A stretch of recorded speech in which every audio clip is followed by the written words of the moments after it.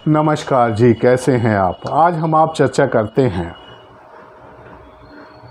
उस सरकार की जो तय करती है कि आप क्या खाएंगे, आप क्या पहनेंगे, आप कैसे रहेंगे और आप किससे शादी करेंगे, आप कितने बच्चे पैदा करेंगे।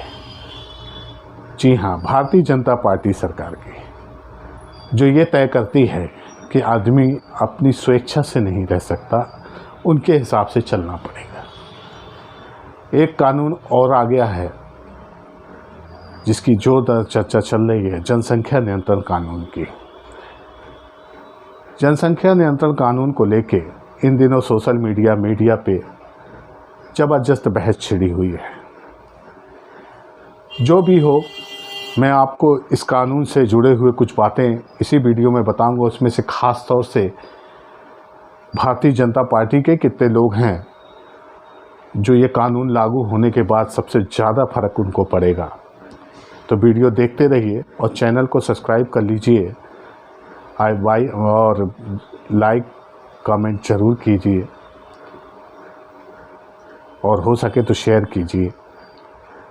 जनसंख्या नियंत्रण कानून यानी कि जो उत्तर प्रदेश सरकार लेके आई है, उसमें 2 बच्चों से ज़्यादा जिनके बच्चे हैं उनको किसी तरह की सुविधा नहीं दी जाएगी। ठीक है, ये कानून अच्छा है, जनसंख्या नियंत्रण के हिसाब से बहुत बढ़िया है, क्योंकि अब भारत में जो चीज़ आती है तो उसको हम कभी विदेश से, दुनिया से सबक लेके नहीं बनाते। चाइना भी एक कानून लाई थी एक बच्चों का। जब देखा कि युवा घट रहे हैं तो उसने 2 बच्चों का किया। 2 बच्चों में भी उसको लगा तो अब ला के 3 बच्चों का कानून लेके आ गए। अब वहाँ 3 बच्चे एक व्यक्ति पैदा कर सकता है।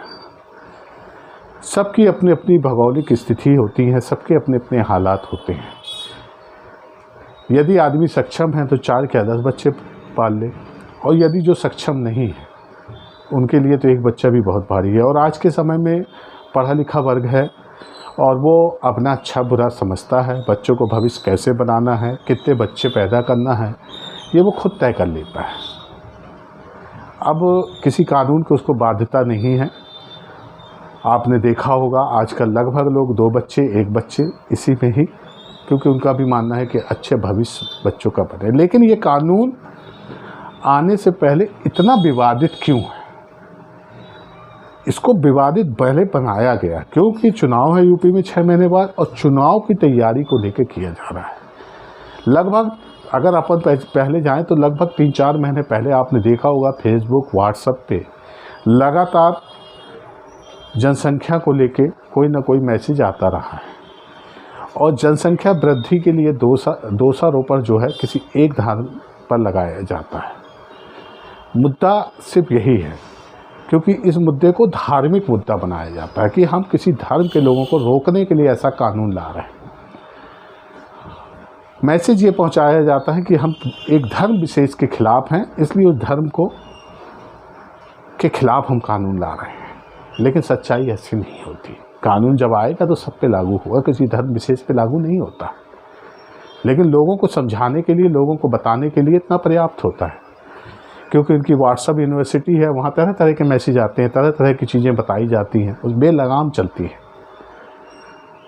इसलिए इसको कानून को इस तरह पेश किया गया। जब 6 महीना बचे हैं शेष, सरकार चुनाव होना है, तो सरकार ऐसा कोई कानून लाएगी, ऐसा कोई विवाद खड़ा करेगी ताकि लोग बटें, और बटेंगे तो सरकार का फ़ायदा होगा। तो इसकी मूल जो जड़ है वो ये है कि इसको किसी तरह भी संप्रदाय बनाना है। अगर आप देखें, यदि ये कानून, मैं तो कहता हूँ यूपी सरकार क्यों, केंद्र सरकार लेके आए, पूरे देश में लागू हो। जब देश में लागू होगा तो लगभग 149 सांसद हैं जो इससे प्रभावित होंगे।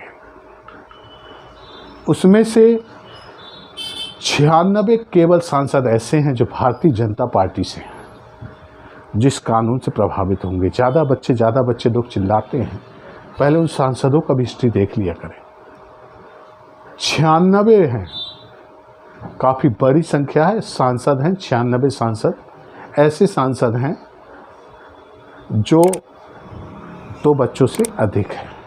इसके अलावा 21 ऐसे सांसद हैं जिनके 4 बच्चे हैं और 12 ऐसे सांसद हैं जिनके 5 बच्चे हैं।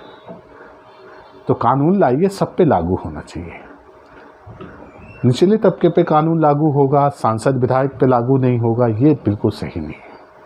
अगर कानून लाना है आपको तो ऐसा कानून लाइए कि देश के हर नागरिक पे लागू होगा, वो चाहे सांसद हो, प्रधानमंत्री हो, मुख्यमंत्री हो, विधायक हो, सब पे लागू होगा। यदि ये कानून का दायरा वो से बाहर आते हैं तो उनको चुनाव लड़ने का अधिकार नहीं है, लेकिन सरकार ऐसा नहीं करेगी। सरकार को चुटपुट ऐसे काम करने हैं जिससे विवाद बना रहे, खास तौर से भारतीय जनता पार्टी की सरकार को विवाद बना रहे, और विवाद बनेगा तो उनको शायद इसका लाभ होगा। तो इस तरह ये कानून आ रहा है, देखते हैं आगे इस कानून में और क्या क्या होता है।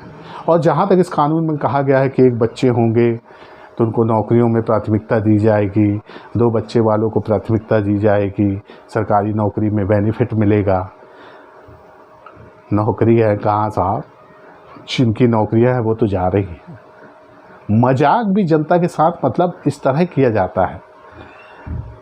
जिस में प्रधानमंत्री पद के जो उम्मीदवार थे नरेंद्र मोदी, 2 करोड़ नौकरी देने का दावा करने वाले, आज करोड़ों नौकरियां लोगों की छिन गई और वो नौकरी नहीं दे पाए। इस कानून से आप नौकरी दे देंगे? कितनी नौकरी दे देंगे? कुल मिला के ये राजनीतिक हथकंडा है, और देखते रहिए, मज़ा लेते रहिए, क्या फ़र्क पड़ता है। सरकार है, कुछ भी लाएगी, उसे तो चुनाव जीतना है, तो कुछ ना कुछ नया करेगी, क्योंकि उसके उपलब्धि को गिनाने के लिए उसके पास कुछ है नहीं। फिलहाल जब तक के लिए आपसे विदा लेता हूँ। जय हिंद, जय भारत।